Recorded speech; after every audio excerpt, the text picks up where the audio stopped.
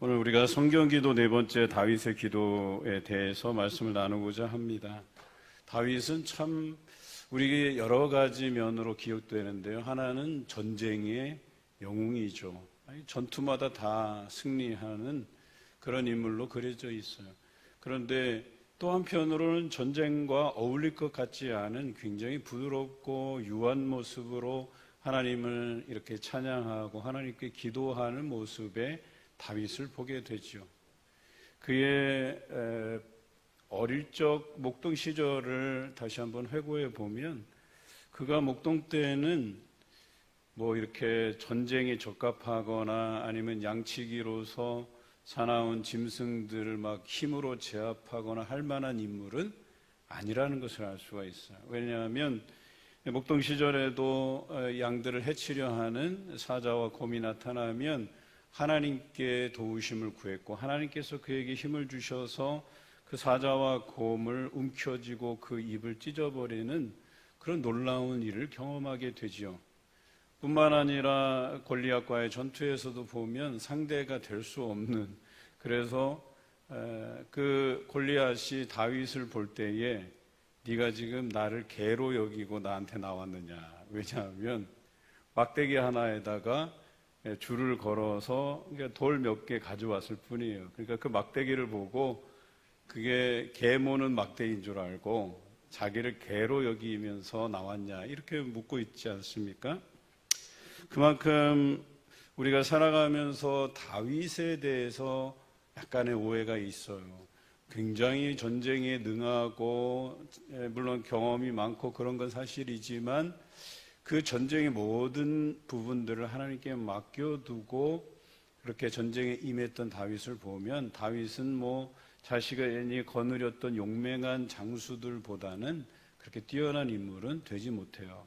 다만 하나님께서 그를 도와서 많은 장수들이 있게 하고 많은 사람들을 조력자로 붙여서 도와주셨다 이렇게 할 만하죠. 다윗은 항상 하나님께 자신의 사정을 아뢰고 또 믿음을 굳게 하려고 마음을 늘 하나님 앞에 다지면서 기도한 사람이었다 할 만합니다.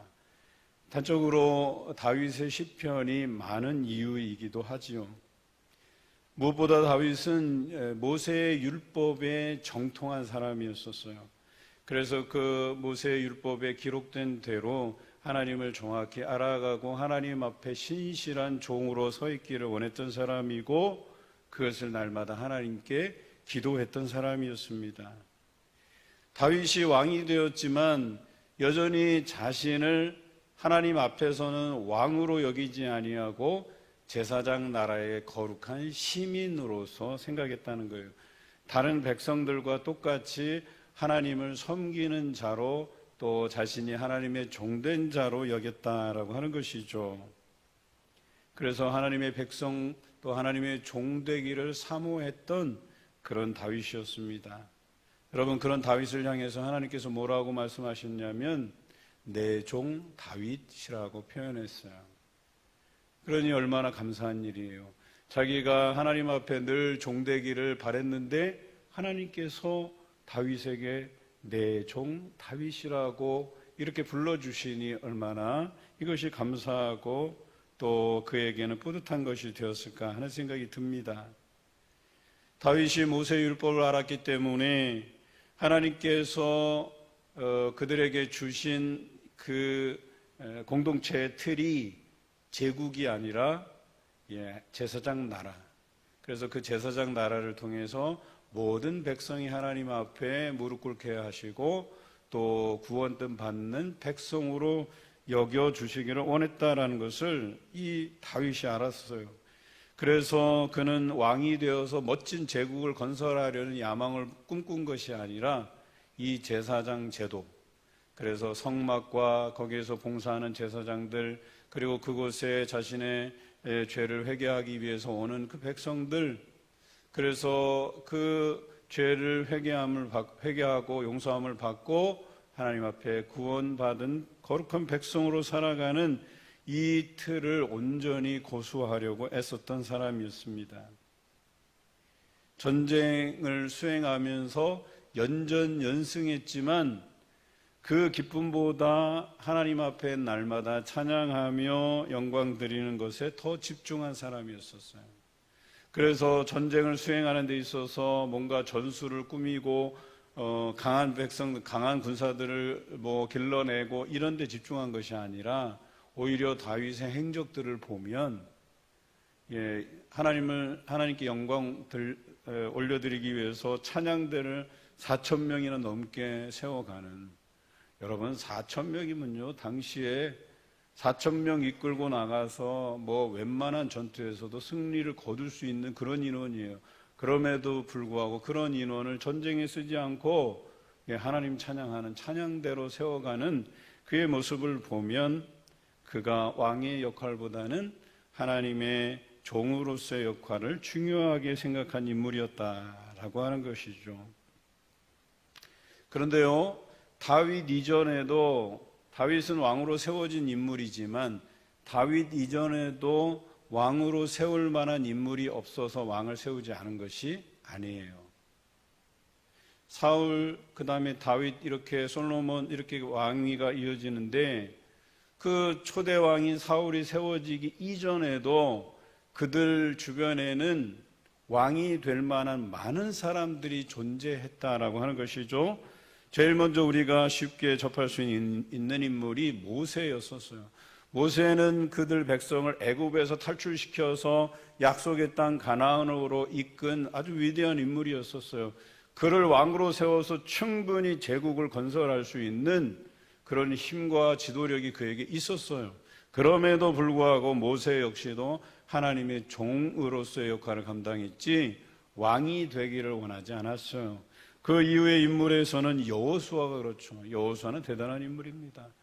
가나안을 정복하기 위해서 세운 인물이에요. 그래서 용맹하게 싸웠어요. 그래서 가나안의 대부분 지역들을 다 점령하고 그것을 제비뽑기를 통해서 12지파에게 나누어 준 것 아니겠습니까? 이 정도 지도력이라면 왕이 될 만한 인물이에요.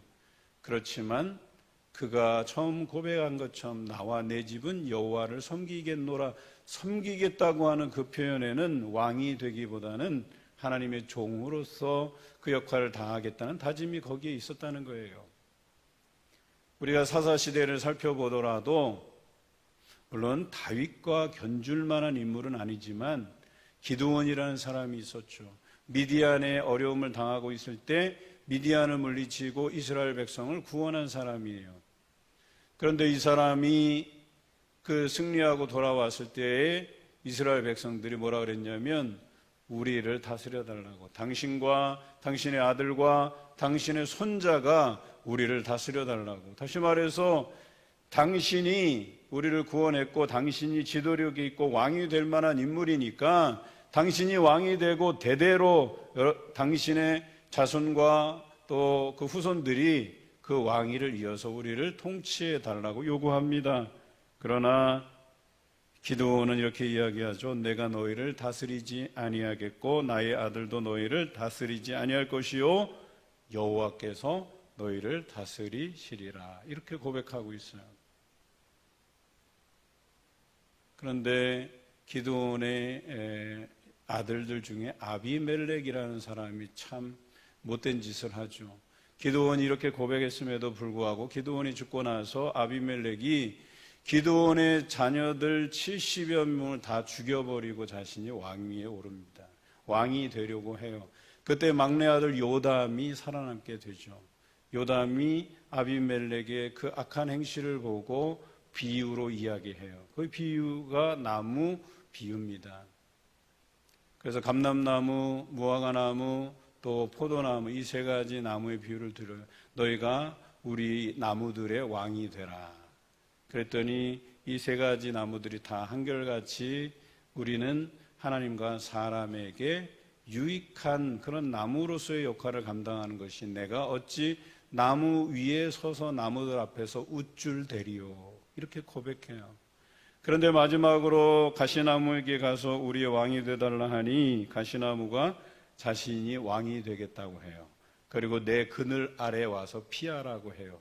피하지 않는 자들은 내 가시나무에서 불이 나와서 레바논의 백향목들을 다 살라버리겠다고 이렇게 이야기하죠. 이 비유로 설명한 것이 누구를 뜻하는 거예요? 바로 아비멜렉을 뜻하는 것이죠. 그렇게 해서 3년이 지난 후에 처음에 이 아비멜렉을 지지했던 세겜 사람들이 이제 배신을 하게 되죠. 그래서 아비멜렉이 죽게 돼요. 그때 하나님께서 이 아비멜렉과 세겜 사람들 사이에 악한 영을 집어넣어서 그 악한 영으로 인해서 서로 반목하게 되고, 그 다음에 세겜 사람들이 아비멜렉을 죽여버리죠.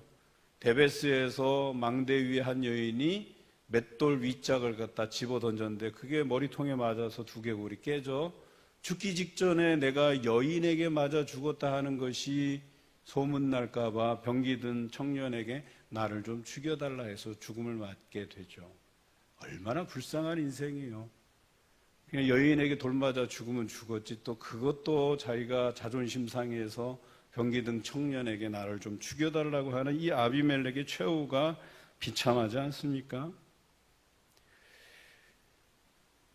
이처럼 기드온은 그 자녀들 때에 그 안타까운 이야기가 있었지만 그래도 그가 하나님 앞에 왕되기를 거절하고 하나님의 통치하심을 주장했던 사람이에요.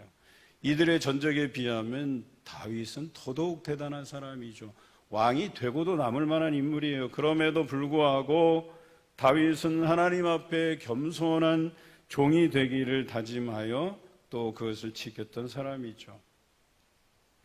오늘 본문은 그가 왕으로 등극하기 전에 블레셋과의 전투에서의 장면을 이야기하는 것이죠. 그래서 형들의 안부를 물으려고 갔던 거예요. 그가 전쟁에 나갈 만한 여건이 안 되는 사람이었었어요. 그런데 그곳에서 블레셋의 장수인 골리앗이 하나님을 모욕하는 소리를 듣게 돼요. 그러니까 그것을 못 참은 거예요. 야, 이건 내가 참을 일이 아니구나. 그래서 내가 전쟁에 나가야 되겠다 하고 허락을 받고 나가죠. 처음 사울에게는 사울이 한눈에 보기에도 이 사람이 어려요. 뭐 등치도 그렇게 큰 편도 아니고 전쟁의 경험도 없고, 그런데 네가 싸움에 나갈 만하냐 물었을 때 자기가 목동 시절 이야기를 해요. 하나님이 자기에게 힘을 주셔서 사자와 곰을 움키고 입을 찢는 그런 일을 내가 행했다. 하나님께서 행하셨다. 그래서 저 하나님의 군대에 이스라엘 군대가 섬기는 그 하나님을 모욕하는 소리를 내가 듣지 못하겠다 하고 내가 나가야 되겠다 하는 거죠. 그렇게 해서 나가서 그가 고백하기를 너는 칼과 창과 단창으로 내게 오거니와 나는 만군의 여호와의 이름은 내가 모욕하는 이스라엘 군대의 하나님의 이름으로 나간다, 이렇게 표현하죠. 그리고 오늘 본문에 나와 있는 고백을 하게 돼요. 여호와의 구원하심이 칼과 창에 있지 아니함을 이 무리에게 알게 하리라. 이 무리가 누구예요? 블레셋 백성들이에요. 블레셋 장수들이에요. 그들은 이 전쟁은 뻔한 결과를 가져올 거라고 보는 거예요. 아무도 항전에서 싸울 사람이 없잖아요. 그리고 블레셋이 이 골리앗을 필두로 해서 모든 전쟁에서 이기고 있잖아요.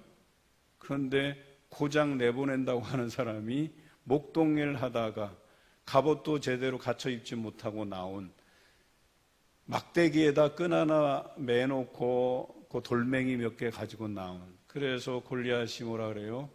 네가 나를 개로 보느냐, 개 모는 막대기를 가지고 나왔느냐, 이렇게 이야기하죠. 그때에 이 다윗이 이 전쟁은 칼과 창에 있지 아니하고 하나님께 속했다라고 하는 것을 말해주죠.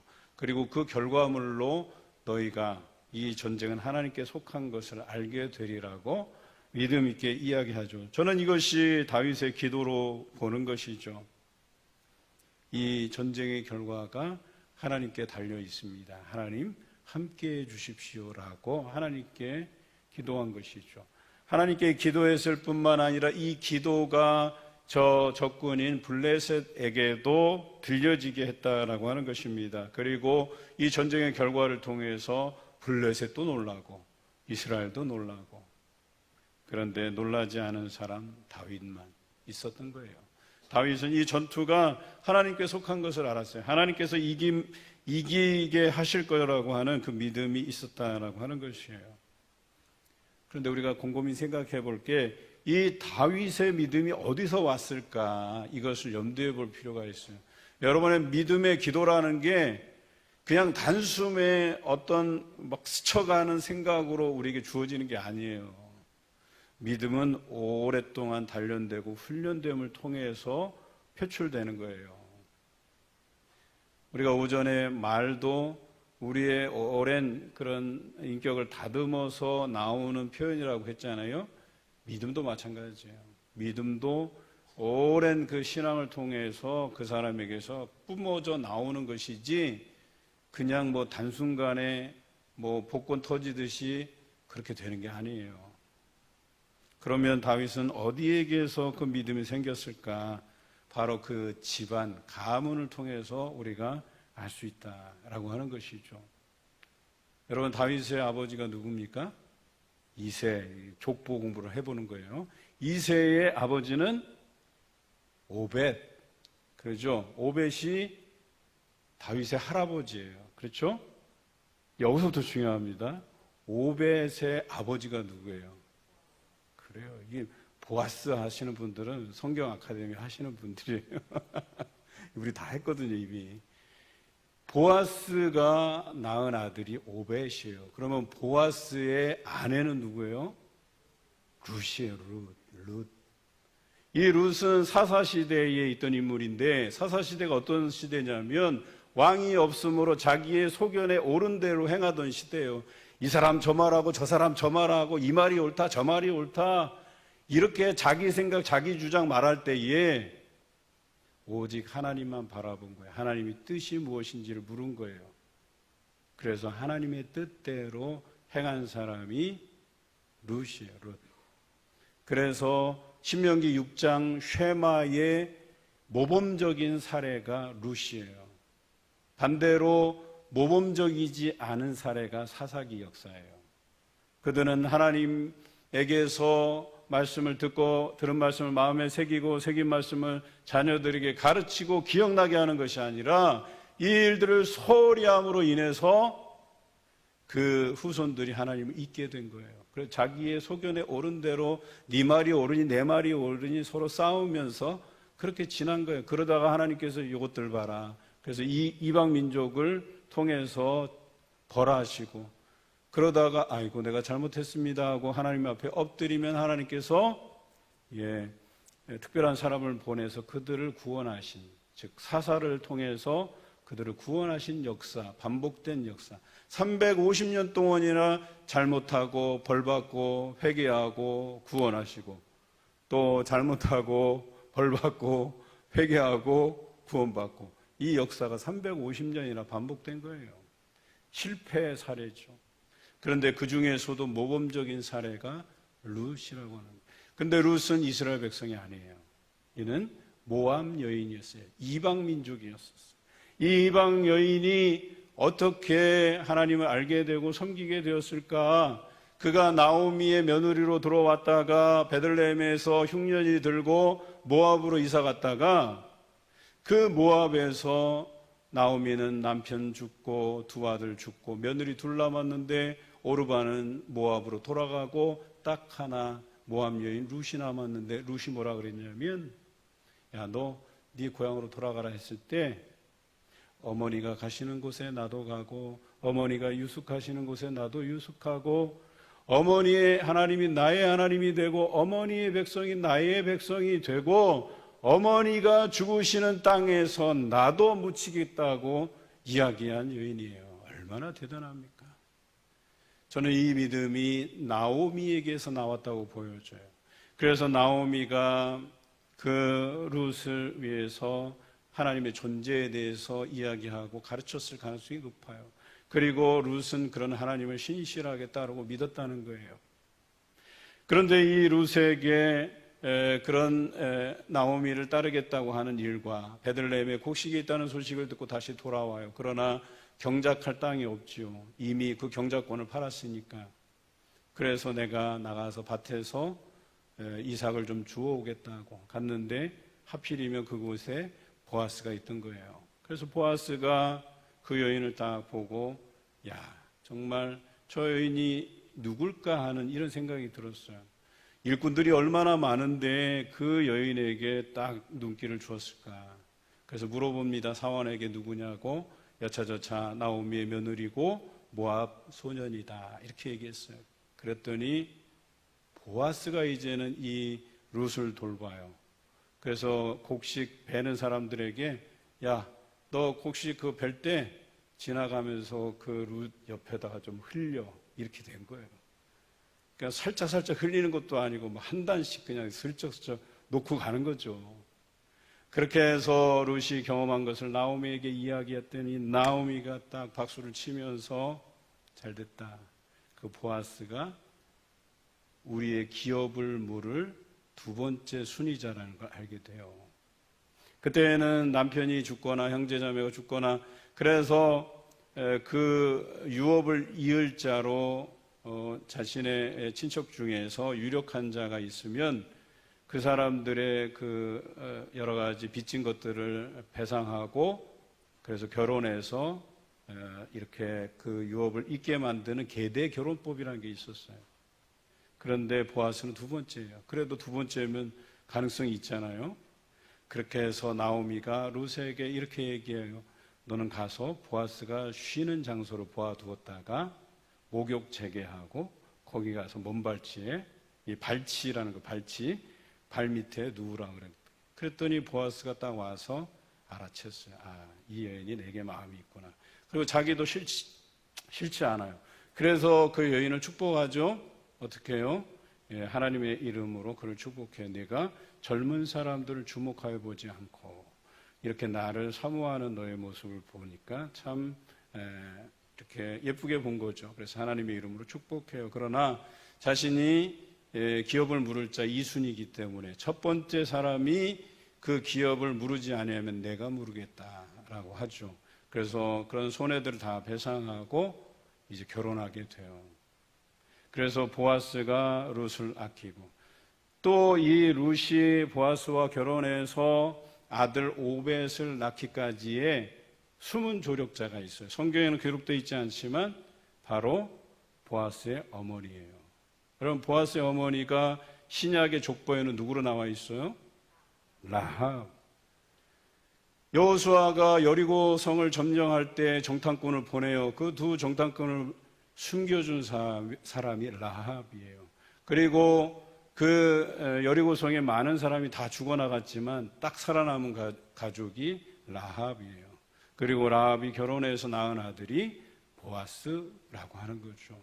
라합이 가나안 여인이잖아요. 그래서 이방 여인인 모압 여인 룻의 그 형편을 너무나도 잘 아는 거예요. 이스라엘 백성들이 이방 여인들은 조금 아래로 쳐다보는 경향이 있거든요. 그것을 감싸주는 거죠. 자기도 이방 여인이었기 때문에. 그래서 룻을 아끼고 사랑해줬을 가능성이 높지요. 이처럼 이 룻이라고 하는 한 인물을 길러내기 위해서 세워주기 위해서 이렇게 많은 조력자리 나오미가 있었고 또 보아스가 있었고 또 거기에 라합까지. 그런데요, 뿐만 아니라 성중에 있는 장로들도 이 룻을 칭송해요. 어떻게 칭송하느냐? 보아스와 결혼할 때 성중에 있는 장로들이 그들을 축복하면서 너희는 이 민족의 기틀을 세운 야곱의 두 아내인 라헬과 레아와 견주어서 칭찬해요. 심지어는 유다 족속의 조상들을 낳은 유다 족속들을 낳은 다말을 이야기하면서 그 여인을 칭송해요. 그러니 룻이 얼마나 귀하게 거기서 대접받았는가를 알 수 있죠. 뿐만 아니라 오벳을 낳았을 때 모든 성중에 있는 여인들이 나와서 그를 칭송했다고 성경이 기록하고 있어요. 여러분 이 정도면 대단한 환영 아니겠습니까? 저는 이 자리에서 좀 여러분들에게 요구하고 싶은 것은 어느 젊은 가정이 결혼을 했다. 그러면 축복을 몰아줘야 돼요. 가서 야 정말 대단한 사람이고 이 여인은 정말 라헬과 레아와 같고 다말과 같고 막 칭송해 주고 또 교회 장로들은 또 그들에게 그런 표현뿐만 아니라 또 성중에 있는 여인들이 또 가서 칭송해주고 축하해주고 축복해주고, 그래야 거기에서 룻 같은 인물들이 세워지는 것 아니겠어요? 우리 교회에도 젊은 분들이 많이 계셔요. 그분들 여러분 칭찬할 만해요. 애 길러서 우리 교회 아이들 이렇게 보내고 같이 오는 건 얼마나 감사한 일이에요. 축복하고 또 격려하고, 그러면 그 여인들이 룻과 같은 인물이 되지 않으리라는 법이 어디 있어요? 저는 믿어요. 그래서 우리 교회가 그런 젊은 여성들을 위한 뭐 마더와이즈라든지 그런 사역들이 계속 일어나야 되는 거예요. 그들을 축복하고 세워가고 칭찬하고 이스라엘 민족의 기틀을 세울 만한 인물들과 견주어서 칭찬하고, 그래서 룻과 같은 여인에게서 오벳이 나온 것이고 오벳에서 이새에게서 다윗이 나온 거예요. 여러분, 이 정도의 가문이면 거기에서 그들에게 교육되는 부분은 정말 엄청난 교육 효과를 가져오게 된다라고 하는 것이죠. 그 가문에서 나는 하나님의 종이지 이 땅을 다스리는 왕이 아닙니다라는 고백을 할 수 있는 왕이 얼마나 되겠어요. 그런 다윗이 하나님 앞에 겸손히 서가고 이렇게 싹스부터 알아보는 거예요. 이 골리앗과의 전투에서 이 전쟁은 하나님께 속한 것이라고 고백해낼 수 있는 것, 바로 그 가정에서 받은 성경 교육을 통해서만 가능한 거예요. 그리고 모세의 율법에서 정한 제사장 나라의 그 기틀을 정확히 이해한 사람만이 이런 고백을 할 수 있는 거거든요. 그렇게 해서 이 가정을 통해서 놀라운 인물이 세워진 것처럼, 다윗과 같은 인물이 세워진 것처럼 여러분들도 여러분 가정을 통해서 이러한 귀한 인물이 세워지고 배출되어지시기를 주님의 이름으로 기원합니다. 여러분들이 관심 가지고 기를 때 그 자녀들이 다윗과 같은 기도를 할 수 있는 거예요. 다윗과 같은 삶을 살아낼 수 있다는 거예요. 얼마나 대단한 일입니까? 교회는 많은 숫자가 필요한 것이 아니라 이 중요한 인물이 어떻게 세워지는가의 이 과정이 중요한 거예요.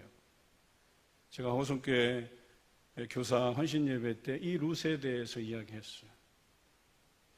교사 교육에서 중요한 것은요, 교사가 어떠해야 되는가에 초점을 맞추는 게 아니에요.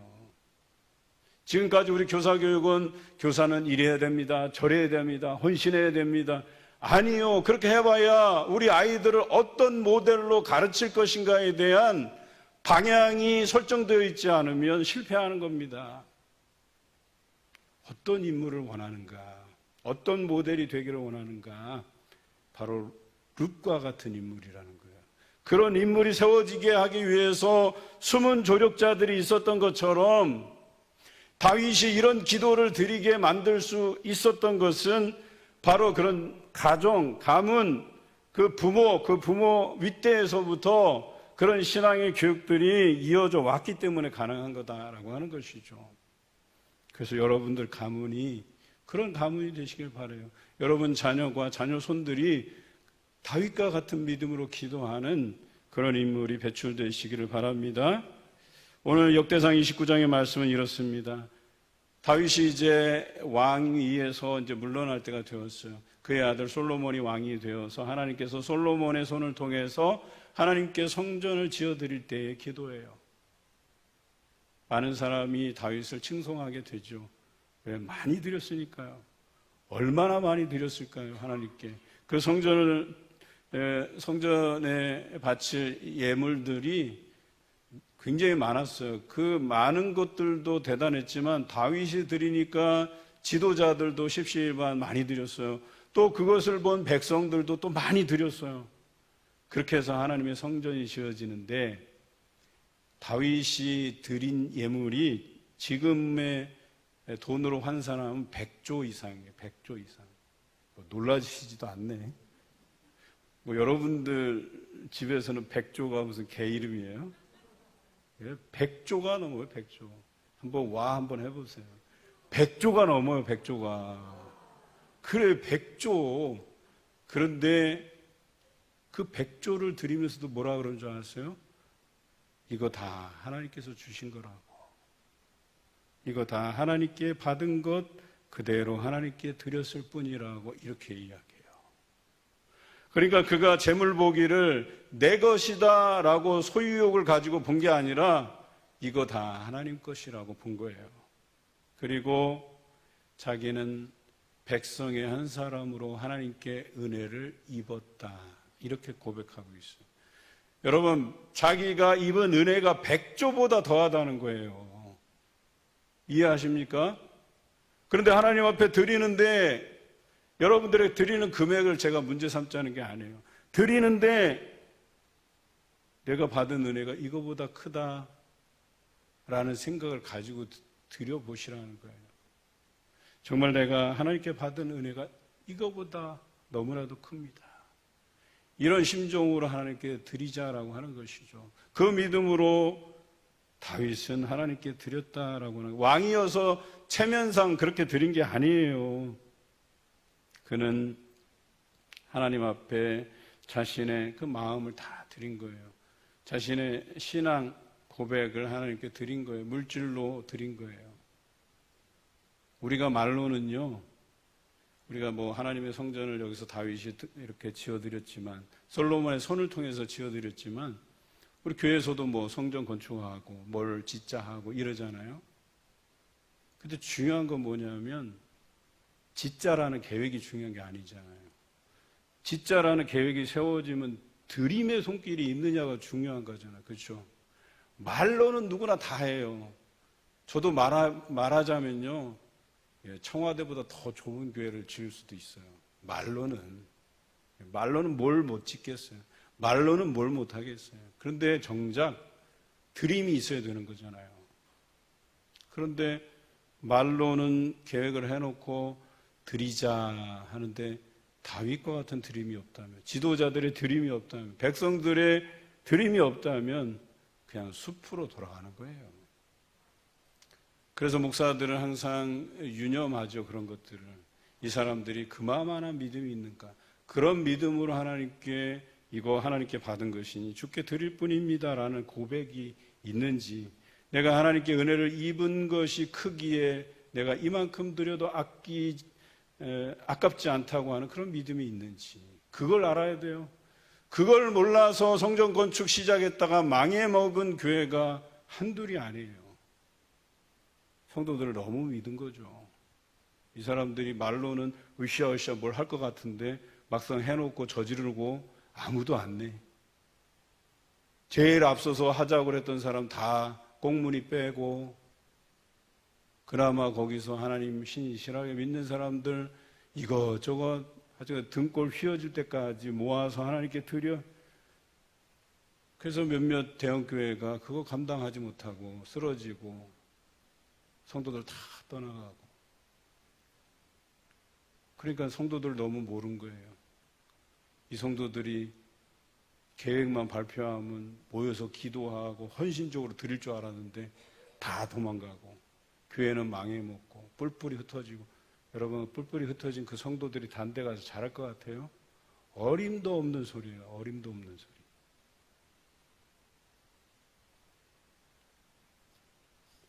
그런데 이런 다윗처럼 이런 기도와 드림이 있다고 하는 것, 이것이 이 다윗의 기도가 그냥 나온 게 아니라는 거예요. 그래서 신앙교육이 중요하다고 얘기하는 겁니다. 여러분, 다윗은 자기를 드러내기를 원하지 않았어요.